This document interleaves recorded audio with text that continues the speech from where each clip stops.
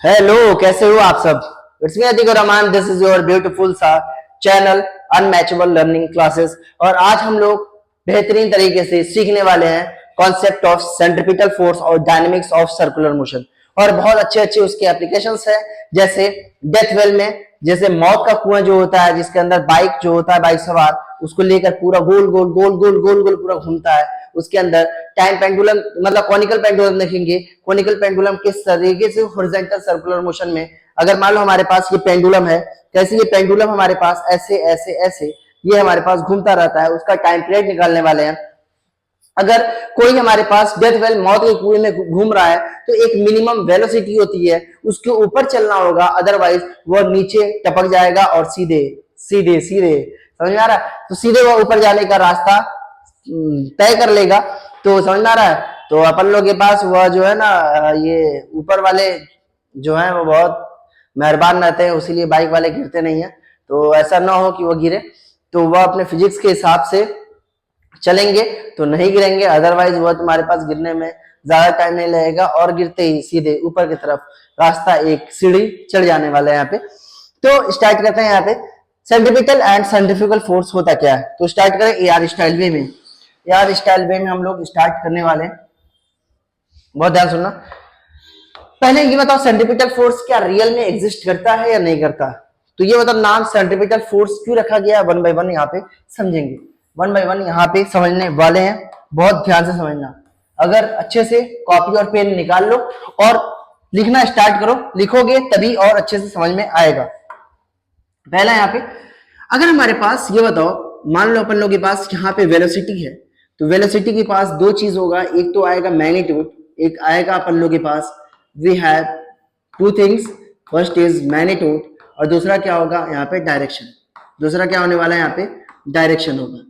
अब बोलो कि डायरेक्शन के चेंज होने की वजह से, वेलोसिटी के डायरेक्शन के चेंज होने की वजह से हमारे पास कुछ एक्सेलरेशन अराइज होता है। उस एक्सेलरेशन को हम लोग क्या बोलते हैं, सेंट्रिपिटल एक्सेलरेशन। डायरेक्शन चेंज होने की वजह से, डायरेक्शन चेंज होने की वजह से जो एक्सेलरेशन अराइज होता है उसको हम लोग बोलते हैं सेंट्रिपिटल एक्सेलरेशन। मैग्नीट्यूड चेंज होने की वजह से जो एक्सेलरेशन अराइज होता है उसको हम लोग बोलते हैं यहाँ पे टेंजेंशियल एक्सेलरेशन। उसको हम लोग क्या बोलते हैं यहाँ पे, टेंजेंशियल एक्सेलरेशन। मतलब इसको हम लोग बोलते हैं सेंट्रिपिटल एक्सेलरेशन और इसको हम लोग बोलते हैं यहाँ पे टेंजेंशियल एक्सेलरेशन। यहां तक क्लियर हुआ। दूसरी चीज ये है कि बहुत ध्यान से सुनना, ये बहुत ध्यान से समझना यहाँ पे, पहला पॉइंट। दूसरा पॉइंट ये है कि हम लोग सेंट्रिपिटल एक्सेलरेशन का फॉर्मूला देखें, इसका फॉर्मूला होता है V square by R, V square by R, और यहाँ पे आप यूज करोगे R omega square. This is the formula of centripetal acceleration, we can apply everywhere, acceleration is equal to V square by R, और and R omega square is only applicable for a particle performing in a uniform circular motion. ठीक।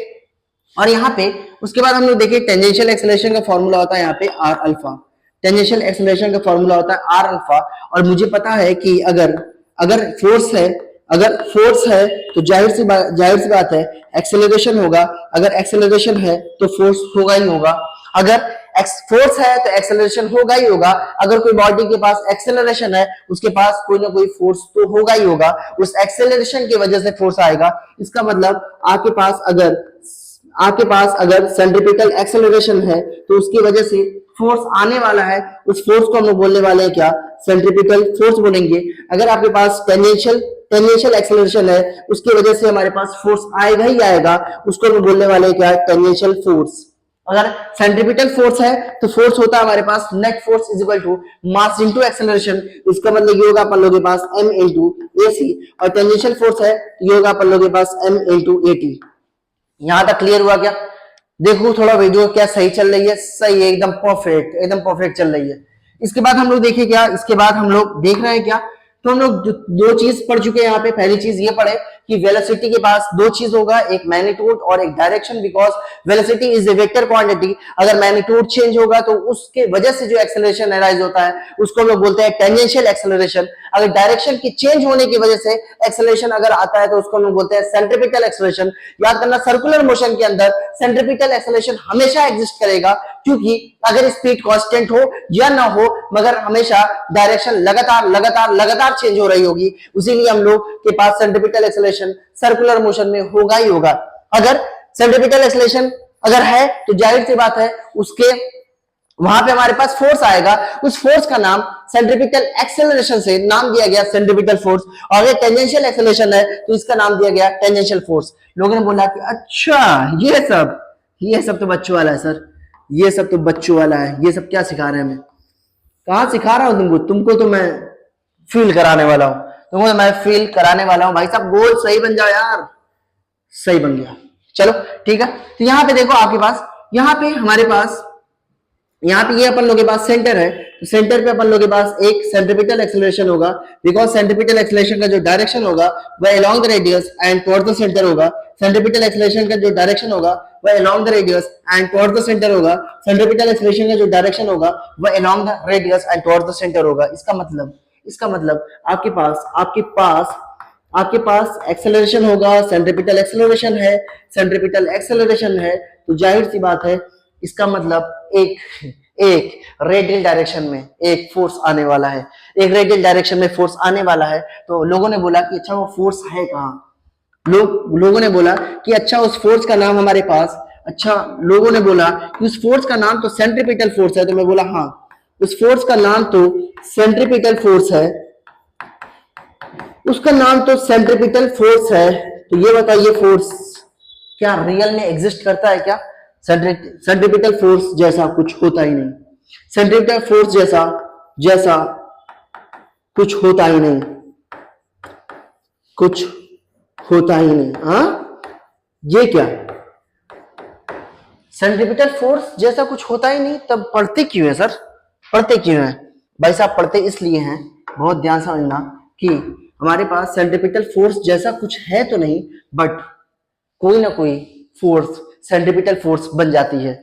Normal reaction कभी कभी centripetal force जैसा काम करेगी, कभी कभी friction centripetal force जैसा काम करने वाली है, टेंशन स्ट्रिंग के अंदर सेंट्रीपिटल फोर्स जैसा काम करने वाली है, ग्रेविटेशनल फोर्स कभी कभी सेंट्रीपिटल फोर्स जैसा काम करने वाली है, इलेक्ट्रोस्टैटिक फोर्स कभी कभी सेंट्रीपिटल फोर्स जैसा काम करने वाली है। मतलब कुछ कंपोनेंट नॉर्मल रिएक्शन का कंपोनेंट, कुछ फ्रिक्शन का कंपोनेंट आपके पास सेंट्रीपिटल फोर्स का काम करने वाली है। मतलब ये है सर कि कोई ना कोई फोर्स सेंट्रीपिटल फोर्स बन जाती है। एग्जैक्टली यही है हमारे पास। इसका मतलब ये है कि means the net force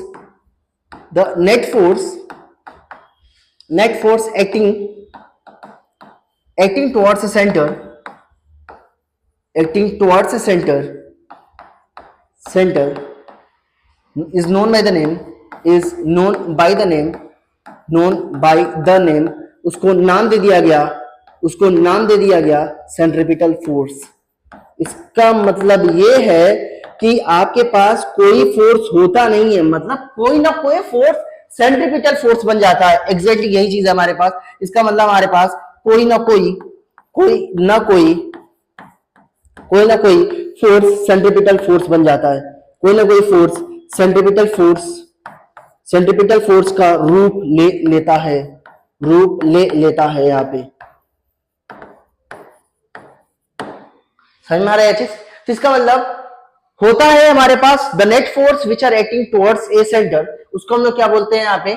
centripetal force. और सेंट्रीपिटल फोर्स कुछ होता नहीं है, कोई ना कोई फोर्स सेंट्रीपिटल फोर्स का रूप ले लेता है, कुछ पहनावा पहन लेता है और बोलता है मैं सेंट्रीपिटल फोर्स।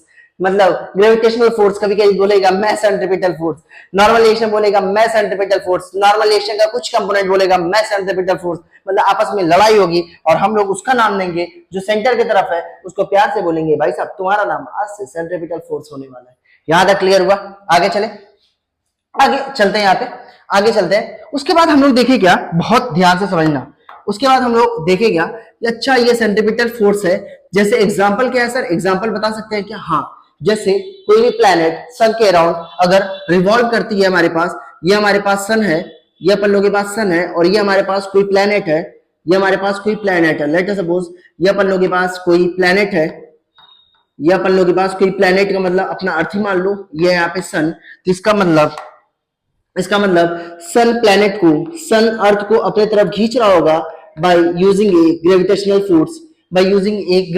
फोर्स। मतलब ये जो ग्रेविटेशनल फोर्स है, ये जो ग्रेविटेशनल फोर्स है वो आपके पास बन जाने वाला है सेंट्रीपिटल फोर्स। नहीं नहीं सर, और एग्जांपल दीजिए ना, मजा आ रहा है, और एग्जांपल दीजिए सर, मजा आ रहा है। इसका मतलब हमारे पास एक न्यूक्लियस है, एक हमारे पास पॉजिटिव चार्ज है, और ये अपन लोगों के पास इलेक्ट्रॉन है। ये इलेक्ट्रॉन जब रिवॉल्व करेगा तो ये इसको पकड़ के इलेक्ट्रोस्टैटिक फोर्स से खींच रहा होगा, तो यहाँ पे इसका नाम देने वाले हैं, बहुत ध्यान से समझना। ये जो इलेक्ट्रोस्टैटिक फोर्स है, ये जो इलेक्ट्रोस्टैटिक फोर्स है वो बन जाता है अपन लोगों के पास centripetal force. This electrostatic force will become a centripetal force. ये सेंट्रीपिटल फोर्स बन जाता है सर। और एग्जांपल दीजिए ना सर।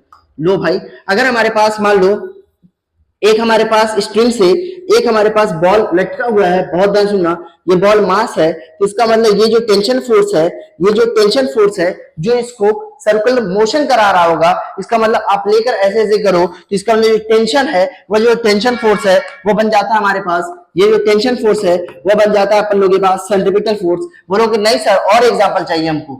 लो ना भाई, एग्जाम्पल ही तो चाहिए। लो ये एग्जाम्पल लो सर, और एग्जाम्पल। भाई साहब हमारे पास मान लो, बहुत ध्यान सुनना, कि यहाँ पे हो गया, यहाँ पे सेंट्रीपिटल फोर्स, बहुत सारी चीजें हैं हमारे पास। मान लो यहाँ पे नॉर्मल रिएक्शन। मान लो ये हमारे पास डेथ वेल है, ये हमारे पास डेथ वेल है, ये अपन लोगों के पास डेथ वेल है कुछ इस तरीके से। यहाँ पे अपन लोगों के पास, यहाँ पे जो नॉर्मल रिएक्शन होगा हमारे पास, यहाँ पे जो नॉर्मल रिएक्शन होगा वह बन जाता है अपन लोगों के पास सेंट्रीपिटल फोर्स।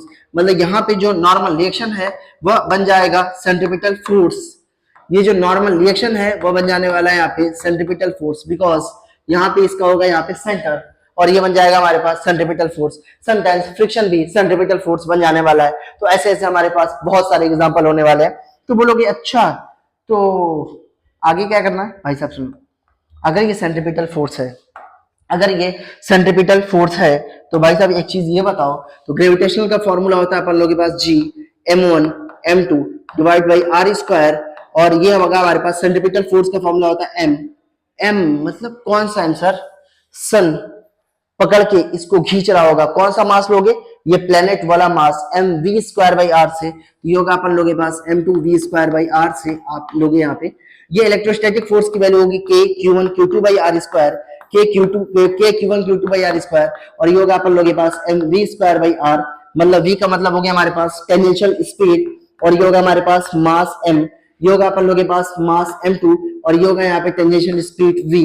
इसका मतलब ये हमारे पास मूव कर रहा होगा ऐसे ऐसे ऐसे हॉरिजॉन्टल सर्कुलर मोशन में मूव कर रहा होगा। तो इसका मतलब यहाँ पे आपके पास एक वेलोसिटी होगी और एक मास होगा। तो यहाँ पे अपन के पास जो टेंशन फोर्स है वो बन जाएगा अपन लोगों के पास सेंट्रीपिटल फोर्स, और ये बन जाएगा यहाँ पे mv स्क्वायर बाई r। ये बन जाएगा mv square by r because net force which are acting towards the center will become a centripetal force and the formula of centripetal force is mv square by r। ये क्या बन जाएगा अपन लोगों के पास mv square by r बन जाने वाला है यहाँ पे mv स्क्वायर बाई r। तो ये जो नॉर्मल रिएक्शन है, नॉर्मल रिएक्शन जो है वो बन जाएगा सेंट्रीपिटल फोर्स, ये बन जाएगा यहाँ पे mv स्क्वायर बाई r। अब बोलोगे v is nothing, it is a tangential speed v है हमारे पास, और ये क्या होगा हमारे पास r का मतलब ये डिस्टेंस एक्सिस ऑफ रोटेशन, ये हो जाएगा अपन लोगों के पास r। यहां तक क्लियर हुआ? यहां तक मस्त क्लियर हुआ? क्या फील आया सेंट्रीपिटल फोर्स का? आगे चलते हैं। ये हुआ हमारे पास फील। याद करना कि अगर हमारे पास सेंट्रीपिटल फोर्स होगा Fc इज इक्वल टू, इसको हम लोग क्या लिखने वाले? m into centripetal acceleration. Centripetal acceleration का फॉर्मूला होता है हमारे पास mv स्क्वायर बाई r। अगर यहाँ पे टेंजेंशियल फोर्स होगा तो टेंजेंशियल फोर्स का फॉर्मूला होगा m इनटू टेंजेंशियल एक्सेलरेशन, और ये होगा यहाँ पे m इनटू r अल्फा हो जाएगा। अब बोलोगे सर अगर यहाँ पे नेट फोर्स अगर पूछा जाए तो कैसे निकालोगे? देखो हर एक टिपिकल वैरायटी यहाँ पे सॉल्व किया जाएगा। मान लो ये अपन लोगों के पास सर्कुलर मोशन कर रहा है ये पार्टिकल, और मैं बोला ये अपन लोगों के पास है सेंट्रीपिटल फोर्स, इधर है ये हमारे पास सेंट्रीपिटल फोर्स, और ये अपन लोगों के पास टेंजेंशियल फोर्स है। तो यहाँ पे नेट फोर्स क्या होगा? यहाँ पे आने वाला है नेट फोर्स। अगर नेट फोर्स है तो F net is equal to होगा यहाँ पे मास इंटू ए नेट। ये कितना हो जाएगा? ए नेट। यहाँ तक क्लियर? मस्त। आगे चलते हैं, इसका एप्लीकेशंस देखते हैं। एप्लीकेशंस क्या है? अब बोलोगे सर सवाल वगैरह कुछ करा दे मजा आता। लो सवाल, लेट अस सॉल्व ए क्वेश्चन नंबर 1। एक हमारे पास एक स्ट्रिंग है, यहाँ पे स्ट्रिंग से एक बॉल मास m1 अटैच है, एक हमारे पास मास m1 अटैच है, और फिर इससे हमारे पास मास m2 अटैच है, और एक हमारे पास दो ही मास ले लो, एक हमारे पास m1 है, ये 2 kg का मास है, और ये अपन लोगों के पास है 5 kg का मास, और यहां से यहां तक का डिस्टेंस है लेट अस सपोज ये है 1 मीटर, और यहां से यहां तक का डिस्टेंस है लेट अस सपोज 2 मीटर। और मैं बोला ये हमारे पास एक्सिस ऑफ रोटेशन कुछ ऐसा है, मतलब पूरा का पूरा बॉडी इसके अबाउट रिवॉल्व कर रही है। मैं बोला यहाँ पे फाइंड टेंशन इन स्ट्रिंग 1 और स्ट्रिंग 2 के अंदर टेंशन बताओ, मतलब हमारे पास find T1 and T2 in a string के अंदर हमारे पास T1 और T2 की वैल्यू बता दो, अपना काम बन जाएगा। तो बोलो बहुत आसान, कोई बात नहीं। यहाँ पे क्या करने वाले हैं, याद करना r mv square by r हम लोग कहाँ डिस्टेंस देते हैं, r is always taken from A axis of rotation in which the body is revolving about. जिस एक्सिस के अबाउट बॉडी रिवॉल्व करती है वहां से हम लोग उस एक्सिस से उस मास तक का दूरी लेते हैं। यहां तक क्लियर हुआ? इसका मतलब अगर 5 kg, इसका मतलब ये 2 kg है, तो ये अलग रस्सी होगी, इसके लिए अलग रस्सी होगी टेंशन। जब ये मूव कर रहा होगा सर्कुलर मोशन में, ये मूव कर रहा होगा तो तुम देखोगे इसकी स्पीड ज्यादा होती है। क्यों? v is equal to R omega. ये बताओ पहले तो ये बताओ 2 kg और 5 kg के लिए क्या ओमेगा की वैल्यू सेम होगी या अलग अलग होगी? दोनों के लिए सेम होगी, बिकॉज जब ये हमारे पास 2 kg, बहुत ध्यान सुनना, ये 2 kg है, 5 kg है, जब ये हमारे पास इधर आएगा तो ये बताओ सेम टाइम में उतना ही तो एंगल कवर कर रहा है। तो ओमेगा होता क्या? Omega is equal to angle by time. मतलब ये ऐसे था, बहुत ध्यान सुनना, ये कुछ ऐसा था, ऐसे मूव किया। तो ये बताओ हमारे पास जब मूव किया तो 2 kg और 5 kg, मान लो ये 60 डिग्री मूव किया, तो ये बताओ 2 kg वाला भी उतने ही टाइम में 60 डिग्री रिटर्न मूव कर रहा है, और 5 kg वाला भी ये बताओ उतने ही टाइम में 60 डिग्री एंगल मूव कर रहा है कि नहीं? ओमेगा की वैल्यू दोनों के लिए सेम हो गई, इसका मतलब ओमेगा तो सेम होगा। आर की वैल्यू अलग होगी, इसकी वैल्यू आर है यहाँ पे या R2 है। ये बताओ अगर ये मूव कर रहा होगा तो जाहिर सी बात है यहाँ पे R1 v is equal to R into omega, तो 2 इंटू ओमेगा और 1 इंटू ओमेगा। तो ये बताओ किसकी स्पीड ज्यादा रहेगी, 5 kg वाले की, 2 kg वाले की? 5 kg वाले की स्पीड ज्यादा होगी। तुम देखे होगे अगर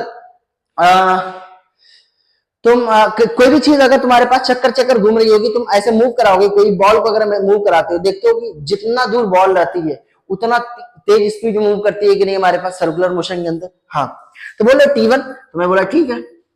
इसका मतलब 5 kg वाले का अगर मैं फ्री बॉडी डायग्राम बनाऊं, अगर मैं 5 kg वाले का बनाऊं तो 5 kg वाला कुछ ऐसा दिखेगा। ये हमारे पास 5 kg है और ये हमारे पास टेंशन है, टेंशन इसका नाम दे दो T2 है, ये है 5 kg। तो ये बताओ ये एक्सिस ऑफ रोटेशन यहाँ पे, बहुत ध्यान सुनो, एक्सिस ऑफ रोटेशन यहाँ पे, ये बताओ यहां से यहां तक की दूरी कितनी है? यहां से यहां तक की दूरी है 2 मीटर। तो ये बताओ ये T2 की वैल्यू, तो ये बताओ ये टेंशन क्या बन जाएगा? T2 सेंटर की तरफ एक्ट हो रहा है, तो इसका मतलब T2 क्या बन जाएगा? Centripetal force. तो T2 इज इक्वल टू होगा mv स्क्वायर बाई आर हो जाएगा। तो ये बताओ हमारे पास mv स्क्वायर बाई आर या mr ओमेगा स्क्वायर ले लो, ओमेगा की वैल्यू ले लो यहाँ पे 2 रेडियन पर सेकेंड, तो इसका मतलब mv स्क्वायर बाई आर बोलो या mr ओमेगा स्क्वायर बोलो। ये बता टेंशन T2 की वैल्यू कितनी आ गई? m की वैल्यू है 5 kg, r की वैल्यू है 2, ओमेगा की वैल्यू कितनी यहाँ पे 2 2 जा 4, तो ये होगा 5 4 जा 20, 20 into 2 कितना होगा 40। इसका मतलब 40 न्यूटन फोर्स ये वाला रस्सी एक्सपीरियंस करेगा। अब बोलोगे इसमें 2 kg वाले में, सर 2 kg वाले बताइए ना। लो भाई 2 kg वाले में, मान लो ये 2 kg वाला है अपन लोगों के पास, ये है 2 kg वाला, एक तरफ टेंशन हमारे पास इधर रहेगा, मुझे पता है ये टेंशन हमेशा क्या होगा? अभी होता है। जहां पे फ्री बॉडी डायग्राम बनाते हो टेंशन हमेशा क्या होगा? याद करना, टेंशन स्ट्रिंग कभी भी कंप्रेशन को रेजिस्ट नहीं करता, हमेशा टेंसाइल फोर्स को रेजिस्ट करता है, तो ये यहाँ पे टेंशन T1 है और यहाँ पे तो इस रस्सी में टेंशन T2 होगा। तो ये नेट फोर्स सेंटर की तरफ क्या होगा? T1 minus T2। Net force tension क्या होगा हमारे पास? ये होगा T1 minus T2 is equal to होगा अपन लोग के पास mv स्क्वायर बाई आर, या अपन लोग बोलोगे mr ओमेगा स्क्वायर। बहुत अच्छी बात। ये बताओ T1 is equal to T2 की वैल्यू कितनी है अपन लोग के पास? 40 प्लस मास कितना है? 1 kg है ना, 2 kg मास है, 2 kg, r की वैल्यू 1, ओमेगा की वैल्यू कितनी है यहाँ पे 2, तो 2 2 जा 4 कितना होगा? 4 2 जाएगा। मतलब T1 की वैल्यू कितनी हो गई? T1 की वैल्यू होगी अपन लोग के पास 48 न्यूटन। T1 की वैल्यू कितनी होगी अपन लोग के पास? 48 न्यूटन। मतलब 48 न्यूटन, वो देखो ना 48 न्यूटन फोर्स लग रहा है। मतलब कौन सा रस्सी पहले टूटेगा?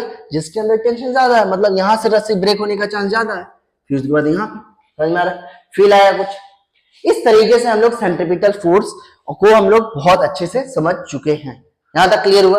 तो यहाँ पे जो अगला जो टॉपिक होगा उसको हम लोग पढ़ने वाले हैं क्या? Conical pendulum and as well as और डेथ वेल पढ़ेंगे, ठीक है? तो तब तक के लिए आप लोग पढ़ते रहो। All the very best.